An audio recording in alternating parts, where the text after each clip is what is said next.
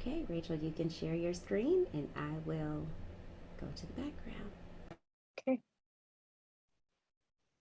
Good afternoon, bon après-midi. Pleasure to see everyone here. And I guess just as a housekeeping thing, Tiffany, you'll continue to admit people into the room, I assume. Great. So my name is Rachel Lindsay. I'm the Director of International Affairs and Operations at Languages Canada. I'll allow my co-presenters to introduce themselves. Hello, good afternoon. Buenas tardes a todos. Muchas gracias por estar presente. I'm very pleased to be here this afternoon and happy to share the opportunity with my colleagues from Languages Canada and Mitacs. Hello, everyone. Good afternoon. Bonjour à tous. My name is Mathilde Brieux, and I'm an International Partnerships Officer at Mitacs, and I'm very pleased to be here as well with my colleagues and everyone. Thank you. So thank you so much for joining us for this Spotlight on Canada, for some updates on language education, graduate studies, and research. Languages Canada, CALDO and Mitacs are pleased to join forces for this presentation today because there are such important pathways and synergies across language education, higher education, and research sectors. So we thought we would start our presentation today just by sharing a bit of an update on the situation in Canada as it affects international students and visiting researchers and faculty. Excuse me. So Canada's borders and our campuses are now open to fully vaccinated visitors. We're very excited. As of September the 7th of this past year, fully vaccinated discretionary travelers, meaning tourists and visitors, which also includes, of course, students, faculty, and researchers at any level, may enter Canada without quarantine. And that also means that short-term students no longer require a study permit. So prior to September 7th, even if a student were intending to come to Canada for, say, 4 weeks of intensive language course or a short-term research mobility opportunity, they would have to have a study permit and also be subject to quarantine. So that is no longer the case. Non-vaccinated students are still absolutely welcome in Canada, but they must have a valid study permit and also quarantine for 14 days upon entry into the country.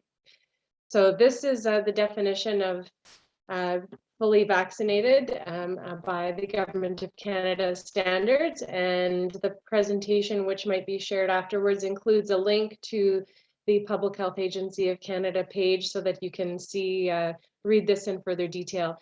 The biggest point to emphasize here is that the Public Health Agency of Canada recognizes 4 vaccines, the Pfizer, Moderna, AstraZeneca, and Johnson & Johnson, which is a smaller list than that of approved vaccines by the WHO. And those, the doses have to obviously have been given within the last 14 days or at least 14 days prior to entering into Canada.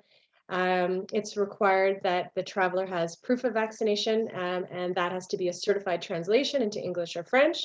If the original proof of vaccination is in another language, such as Spanish or Portuguese. There's still a testing requirement for a pre-departure test before getting on an airplane, and even vaccinated travelers must have a backup quarantine plan in place in the unlikely event that the border officer determines that the criteria for fully vaccinated is not met. And there's also something called the ArriveCan app, which is a way that the Government of Canada can track everyone coming into the country, and through that tool, travelers can upload proof of vaccination and their negative test results. So these, as I said, greater details are available on the Government of Canada website. And finally, as of October 30th, proof of vaccination will be required domestically within Canada. There are still some questions that need to be answered about those implications for incoming non-vaccinated students, particularly those who are transitioning on to another destination within Canada for their study. And vaccination policies are also in effect both on and off campuses across almost all provincial jurisdictions, which is great news because that has enabled most campuses to have a return to face-to-face. As the entry requirements, it's required that students have one of those Public Health Agency of Canada recognized vaccines in order to go onto campus and also to access a lot of non-essential businesses here in Canada. Vaccination is offered for free to international students who are here in Canada, and there are some guidelines available on for those who have the full course of WHO recognized vaccines and are coming into Canada. They will qualify to get a single mRNA shot in order to meet Canada's requirements or Canada's definition of fully vaccinated. And currently Canada is sitting at 78% of Canadians being partially vaccinated and 73% fully vaccinated. So that's a bit of an update on some of the scenario around Canada's borders and vaccination requirements. So now I'm going to take 10 minutes to introduce Languages Canada. I had an opportunity to connect with many colleagues from across the Americas at CAE in 2019 in Bogota, and share some of these opportunities. And I think the big difference now is that most of the ways that that are available to engage with Canada's English and French language programs are now also available through virtual means, which is some of the innovation in that respect that has come from COVID is actually opens the door to more types of partnership and collaboration opportunities in this respect. So Languages Canada is Canada's national association representing over 200 accredited English and French public and private language education programs across the whole country. We have 60 university and college members and 145 private language school members. And we're recognized in Canada and abroad as the symbol of excellence and quality assurance for English and French language programs. So our members offer a very diverse range of French and English language program options. I won't read through the whole list that you see in front of you here, but what may be of most interest to the audience is the opportunity to discuss customized programs for scholarship recipients, professional development programs for teachers of English and/or French, capacity building for the use of English as a medium of instruction. So there are a number of customized programs that are available. And as I said, most program options are currently available via virtual or distance education, both synchronous and asynchronous, using a variety of different platforms. This past year, we welcomed 65,000 international students into Languages Canada member programs, about 60% of those being virtual. And as you can see, that's a drop of about 60% in versus 2019 numbers for obvious reasons as a result of COVID-19. And still we see about 1 in 3 of those students carrying on to post-secondary education in Canada. These are the top 10 countries of origin for international language students studying English and French in Canada. They're listed in order of 2019 numbers, which is more of a true representation of what is typical. And as you can see, Brazil, Mexico, and Colombia are within the top 6 international source countries for language students in Canada. So in addition to having students come and learn English and French in classrooms on their own, there are a number of ways that the expertise within Languages Canada member programs can support the internationalization of post-secondary institutions, also helping to support the labor force development objectives of government and employee skills development within private industry. And so there's a number of ways that Languages Canada members can do that through capacity building within institutions, both public and private, including, as I mentioned earlier, the use of English as a medium of instruction, in-service professional development for English and/or French language educators, administrators, policymakers, and teachers. Oh, excuse me. Sorry, I've just lost the slide control. Oh, there we go. Equipping researchers for success with critical language skills such as research writing, presentation skills, language courses that focus specifically on the types of terminology that those students and researchers will need for success in an international research space. We've done a lot of work to help our members work with international partners for customized mobility programs, for immersion and/or professional development for students, teachers, and administrators. And as I mentioned, the solutions for all of this type of capacity building, mobility programs, etc., are now available through virtual means.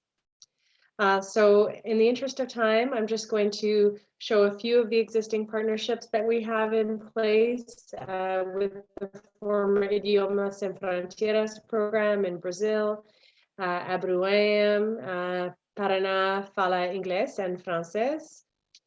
Lots of collaboration at the state level across Mexico with Guanajuato, Aguascalientes, and Jalisco, as well as with CUMEX.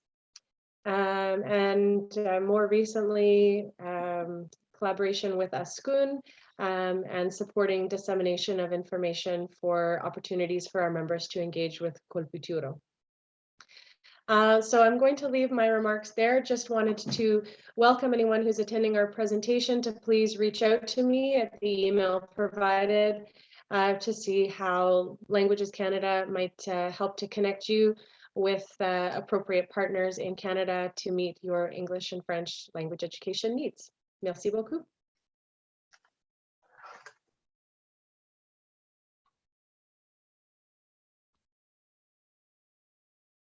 Perfect.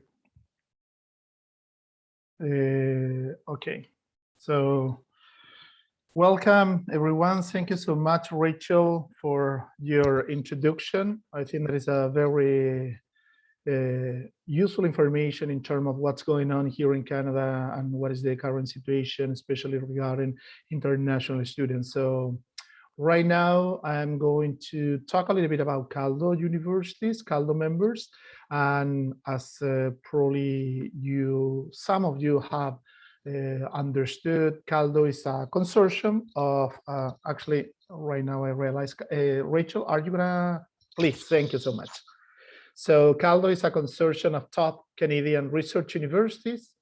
Basically, the members of CALDO consortium are part of the U15 research group of universities in Canada, the top 15 Canadian research universities. So through our universities, we offer a lot of different programs in different fields, most of the different research areas that you can try to find out a program. And through CALDO, basically, we do a lot of work in Latin America, offering highly ranked graduate programs. Basically, we are working on graduate program instead of undergraduate programs. And of course, in English and French to all the students from over Latin America. As you know, Canada, could you come back a little bit, or maybe I can share by myself. I don't know, just to let me see if I can. No, I think that probably will be easier, Rachel, if I tell you when will be the right time. Thank you so much for that. As I was mentioning, sorry. I just said yes, please. Okay, thank you so much. So as I was mentioning before, Canada is a bilingual country. As a bilingual country, we offer programs in English and French. And that's exactly what happens in our universities, where we offer programs in some universities in English and in other universities in French. So, which is a very interesting opportunity for international students to learn both languages. So what does CALDO do? What is exactly the role of CALDO? Well, there are a lot of things that we do through CALDO.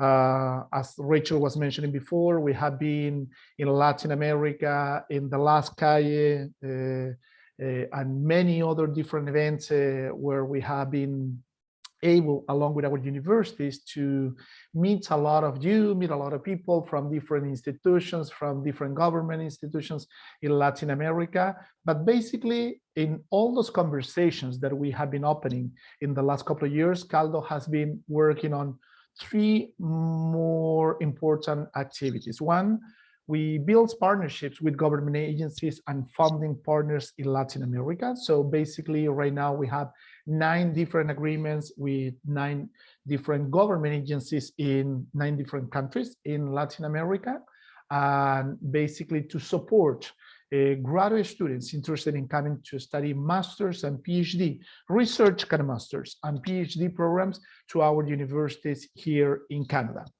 Second, we provide advice and support to candidates from Latin America, students interested in coming to study graduate programs at any of the CALDO members universities. So we provide guidance, information, we facilitate all the information that they could need in order to make a very well-informed decision where they are gonna choose to go according to their research interests.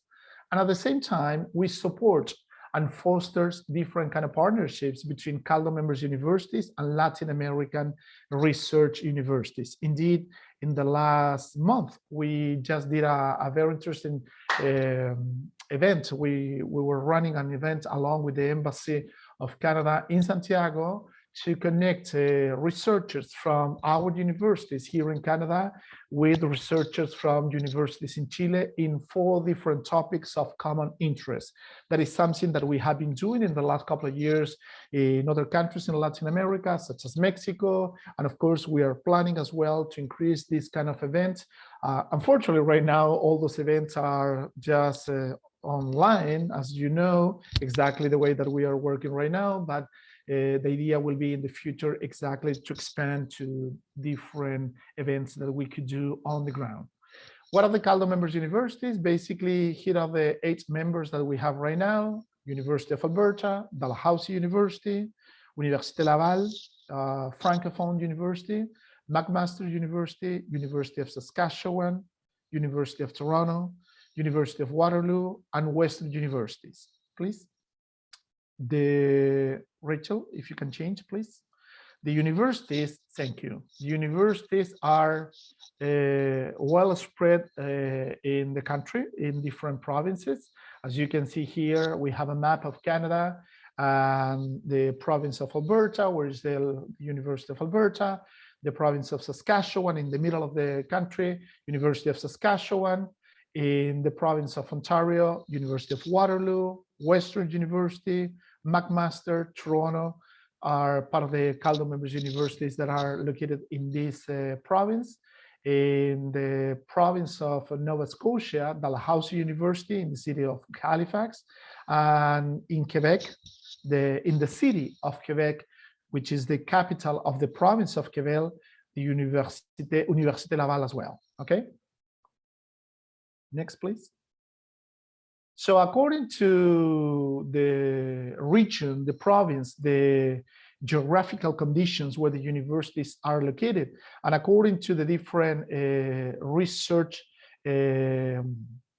main projects that universities are working, each CALDO members university has a specific, or well, overall, many different areas of research, but they have some kind of signature different topic areas of research. For instance, University of Alberta, precision health, energy system, intersection of gender. But at the same time, as you may know, there are so many interesting programs in mining, electricity, energy, nurturing, etc. So those are some just of the most important topic of research that the University of Alberta has been working or is currently developing research for connecting with different institutions around the world, and of course training students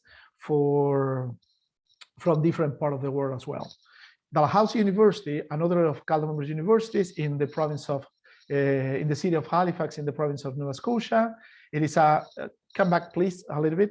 It's a university that is offering programs in marine biology. Is a university in the previous slides, please a little bit. Marine biology, ocean studies, sustainable health, don't worry, that's fine. Sustainable ocean, healthy people, clean tech energy, environment, and so on. So that is another of the topics of Dalhousie. Please, next one.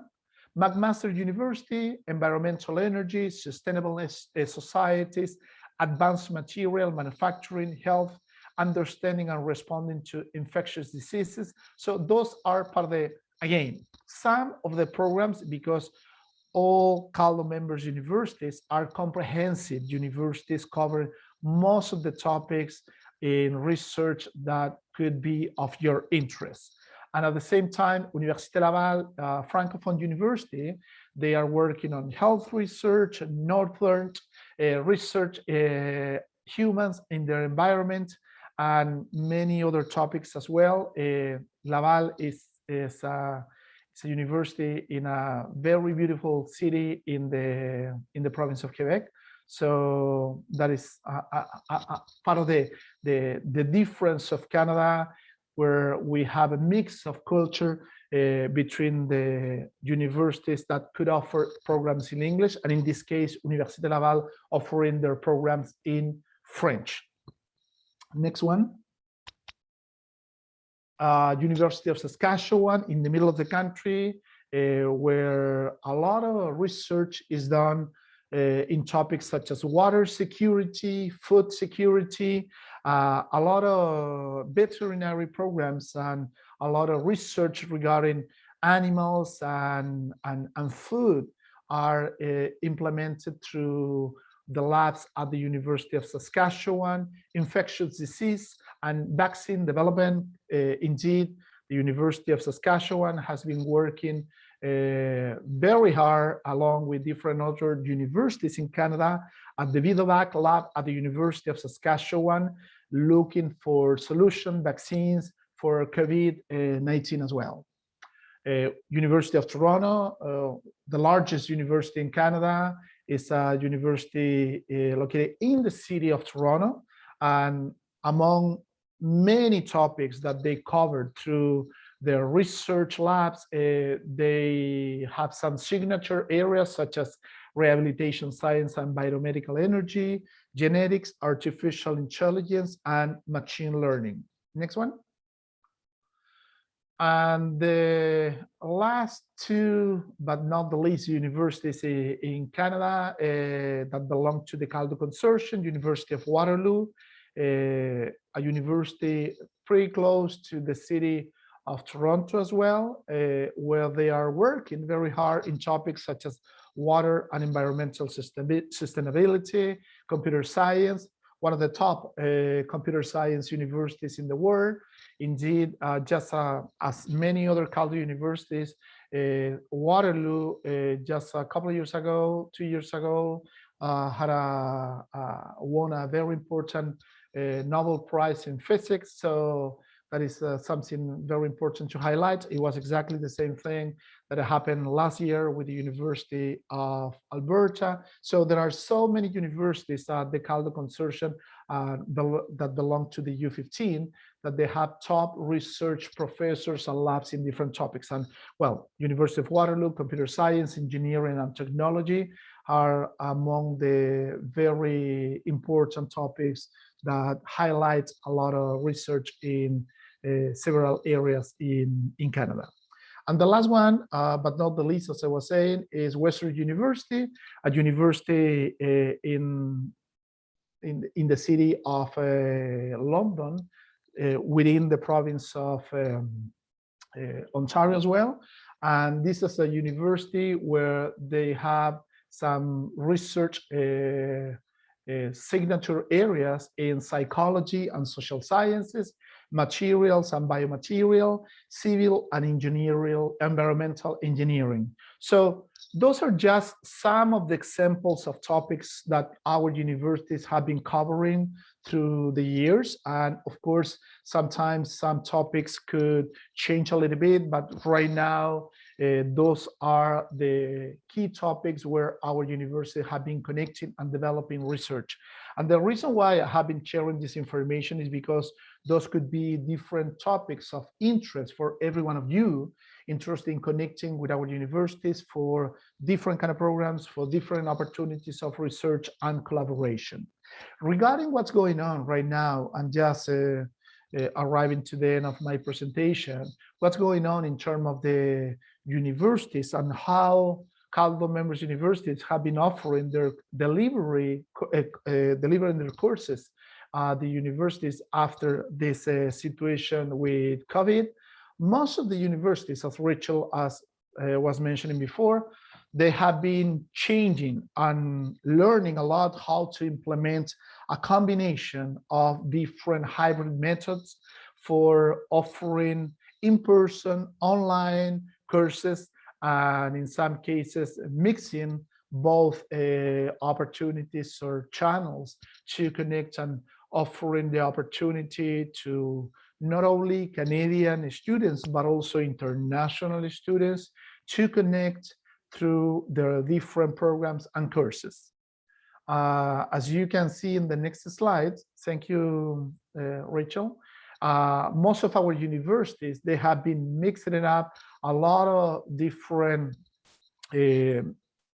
methodologies for offering and accommodating themselves and their students in the best possible way to offer, and especially right now, starting this semester, September 2021, offering the opportunity to offer courses in person, and some students, they could choose to take some courses online, and at the same time to do a combination of courses that could be offered through a hybrid model, so, or dual delivery mode, so which is something that at least has been very helpful for our not only Canadian, but also, as I said, international students. Just to finish my presentation, I want to mention and reinforce in the next slide what Rachel was saying, that all our institutions belonging to Languages Canada, Mitacs, or CALDO are committed to comply with all the sanitary rules enforced right now here in Canada, following all the recommendations given by the government of Canada and the provinces here in Canada, just to keep our students, professors, and the community safe. And of course, there are some specific conditions and restrictions that the international students, they need to follow in order to come to Canada to study. But as Rachel mentioned at the beginning, it is possible right now. There are different opportunities to come, and there are some guides and rules that they need to follow. But basically, all that information is available right now through our government's website, where you can find everything that you need. And hopefully in the next month, things are going to be easier and everything will get back to normal in the soon future. So thank you so much. And thank you, Rachel, again, for your support on changing the slides. Thank you to everyone and for taking the time to be here with us this afternoon. And all the floor is yours, Matilda. Thank you. Thank you, Rodrigo, and thank you, Rachel, for the slides. So my name is Mathilde. I'm International Partnerships Officer at Mitacs, and I'm happy to introduce you to what Mitacs does and has been doing with regards to COVID-19 as well. So Rachel, if you can move to the next slide, please. Thank you.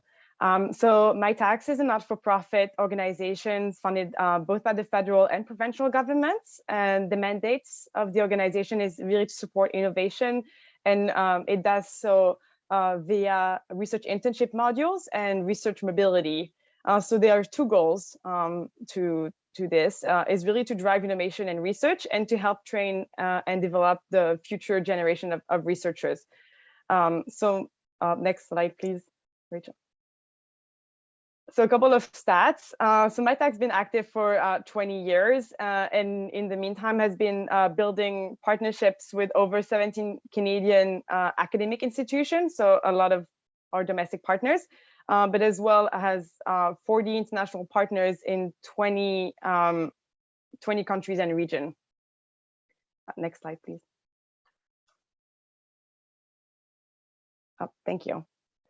So really building partnerships is the way of Mitacs works. So we really try to, our international approach is really to promote international research collaborations by implementing bilateral research mobility programs. So that helps support networks, it helps our institutions with their internationalization strategies, and it helps with the development of knowledge and the development of talent as well.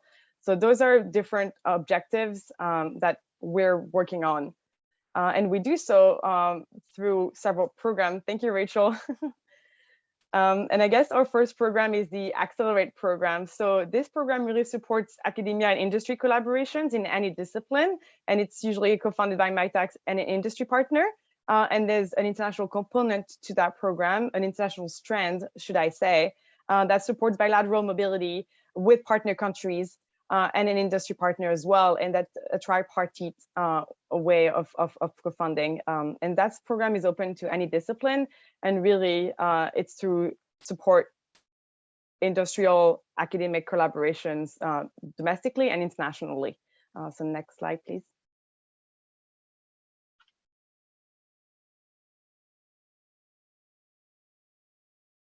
Oh, thank you. So as I was saying, bilateral mobility between Canada and our partner countries. So next slide, please. So Mitacs also has several other programs that are working with international partners to promote international mobility. And so the first one is the Global Link Research Award.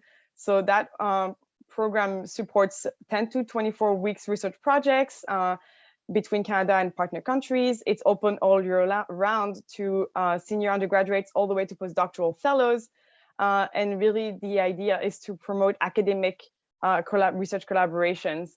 And so this year, in an effort to promote research collaborations and international mobility as well, despite travel restrictions and a very difficult global sanitary situations, we've launched a thematic call in collaborations with our international partners to really promote collaborations in areas of mutual interest.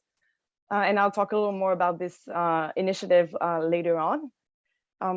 So another program that Mitacs operates with its international partners is the Global Link Research Internships, which offers the opportunity for international students to come to Canada to conduct and work on a research project for 12 weeks over the summer with a Canadian supervisor.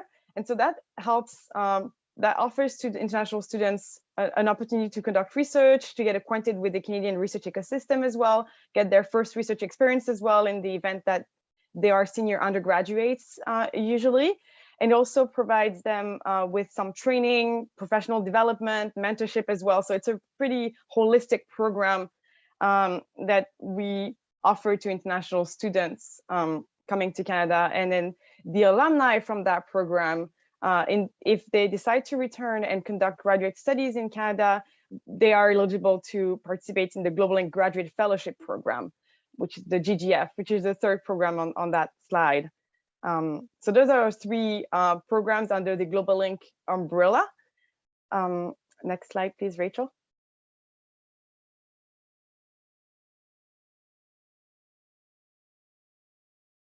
Thank you. And then our last program, international program, is MEI, Mitacs Entrepreneur International. And this program is still a pilot, and it was developed before the pandemic, so it's been mostly on hold, but we're hopeful for the future. And it's really to support startups that are housed in Canadian University Link incubators and help them with a travel grant to explore new opportunities, potential partnerships with other startups and other entities abroad. And so this program is, like I was saying, at the pilot stage for now, but that's the full the full array of our international programming so far. Next slide, Rachel, please. Thank you. So working in international mobility, of course, the last couple of years, Mitacs had to adapt. And so with travel restrictions in place, we've decided last year to support 1,000 virtual internship this summer. And those internships are actually coming to an end very soon. They're ending in October. And so the idea was really to continue promoting research collaboration despite a travel travel situations not optimal, thinking that understanding that universities and students still need and will benefit from that experience as well. So we've shifted to virtual in the last year, but in the future we're really hoping in 2022 to resume mobility. And so we've launched and closed our call for summer 2022 for the Global Research Internship Program. And we also are currently ongoing with a GRA thematic call that will be closing on December 1st. And that initiative is led with our international partners. And really, it's to support research collaborations in 3 themes. So advanced computing, achieving net zero, and global health.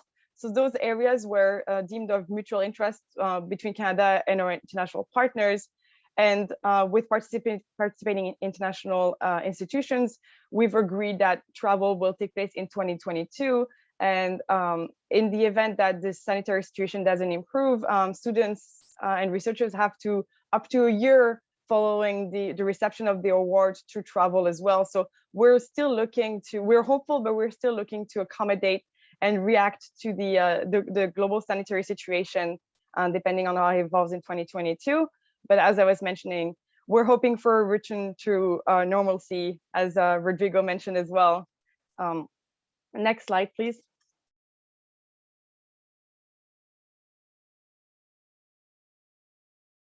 Thank you.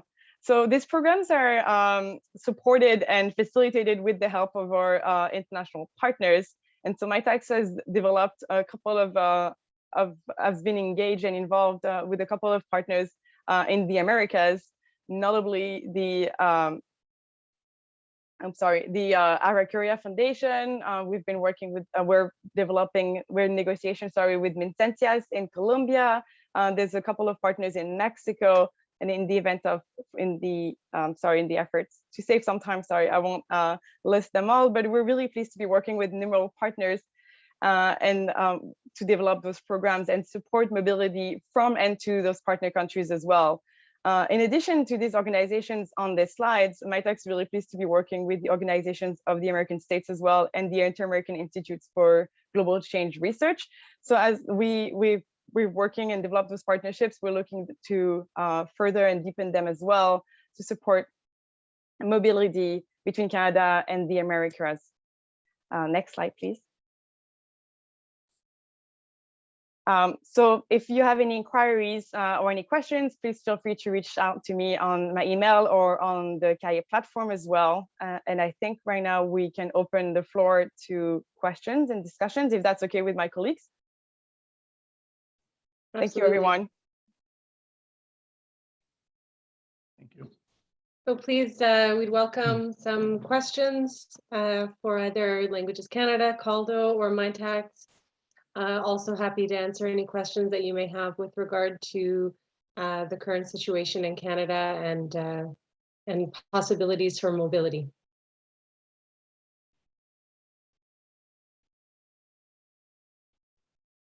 Don't all jump up at once.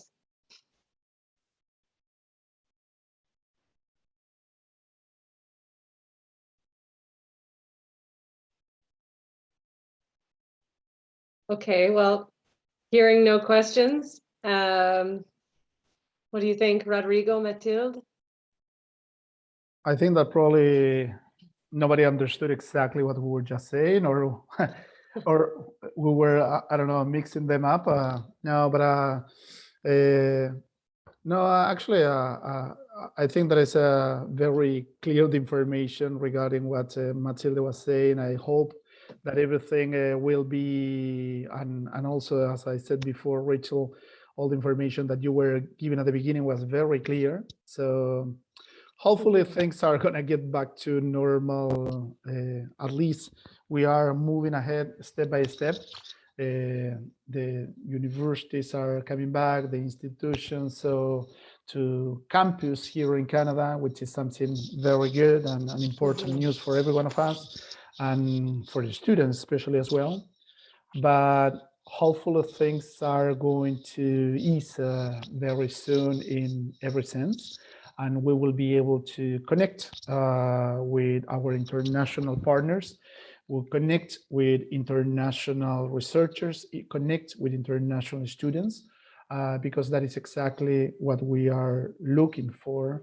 And there is a lot of interest from our side to get connected more with our partners in the Americas. And at the same time, I'm pretty sure, based on the projects that we have been developing lately, there is a lot of interest from different partners or potential partners from the Americas to come to Canada and to do more and to get to know more our institutions as well. So that's what I think basically in the information that we were trying to share. Yes, we look forward to seeing your faces in Canada, and please do not hesitate to reach out to myself, to Rodrigo, to Mathilde, to learn more about English and French language education, pathway opportunities in Canada, graduate studies and research. We're here as your resources and your conduits to Canada's academic institutions. Oh, there's a comment here. Canada has been quite flexible despite the contingency. A challenge for Chileans, it would be to validate an acceptable vaccination scheme. Most prospective students have managed to get Pfizer, but others got Sinovac.